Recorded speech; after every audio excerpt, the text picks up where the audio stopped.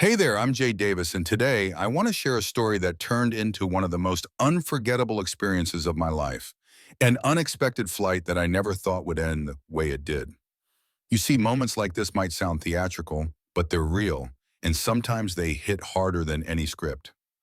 The story begins as I was headed home from a corporate event in the city, dressed down looking like your average traveler. I wanted to blend in to just be another face in the crowd. But let's be real, when you come from a certain background, when your name is tied to wealth and influence, there's an unspoken pressure to keep your cool. And honestly, it's exhausting. When I boarded that plane, I could feel the stares, the whispers, eyes darting my way, glances filled with judgment. Who did I think I was? A mixed bag of intrigue and disdain. It was one of those flights where every unsettling thought kept circling around in my mind. But it was a Friday evening, and I wanted to enjoy a peaceful trip. Then I met Porter, my flight attendant. Now let me tell you, he didn't exactly have that warm, welcoming vibe you'd hope for. He approached with a slight smirk, the kind that says he knows something you don't. First time flying commercial. Huh, he quipped, rolling his eyes as if I'd arrived in a private jet. I took a deep breath, smiling back, hoping a little bit of kindness might lighten the mood. But oh, how wrong I was. Over the next few minutes, the comments escalated, little jabs about my choice of seating condescension, tucked in every corner of his words. You know, maybe a coat like that belongs in first class. I felt the heat rise, and I knew I had to keep my calm. I didn't come here to make a scene, but truthfully, I was boiling inside. Things got intense when turbulence hit, like the kind that jolts you out of your daydream. As the plane rocked side to side, Porter strided down the aisle with the authority of a drill sergeant, and in a moment unlike any other, he turned on me, noticing my expression. "You need to sit up straight and behave," he snapped. I raised an eyebrow, holding my ground, silently thinking, who does this guy think he is? But before I could muster a response, there it was, the slap. It wasn't just the shock of it that silenced the cabin. It was the sheer audacity. The sound echoed and gasps filled the air, as if time itself had frozen. I felt a mix of disbelief and anger, the kind that bubbles up inside you, begging for action, for response.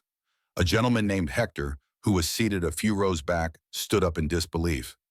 "What is wrong with you?" he demanded, pointing toward Porter.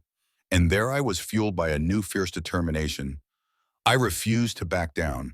"You can't do this to me," I declared, standing tall despite a cascade of thoughts swirling in my head. Did I really just get slapped by the flight attendant? In 23, in front of a cabin of passengers, I knew what I had to do. I pulled out my phone and called my father. Yes, I recognized the privilege there. But let me tell you, sometimes you have to wield your power to be heard. And as I laid it all out, making it clear what had unfolded during this flight, I could hear him breathing heavily on the other end. "Hold tight, Jade. We'll fix this." Moments later, we found ourselves on the tarmac, the plane grounded, and law enforcement boarding to get to the bottom of things. It was surreal, like a scene from a movie, but as the officers questioned me, I felt the weight of every word I'd said. With every detail, I recalled their expressions shifted from skepticism to concern. Porter got taken away in handcuffs, and I couldn't help but feel a rush of vindication. But I also sensed a troubling reality beneath it all.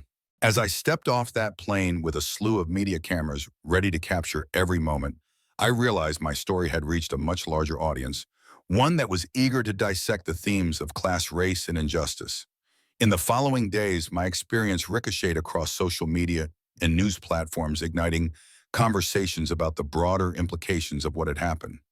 People were talking not just about my incident, but the pervasive bias that still infects our society.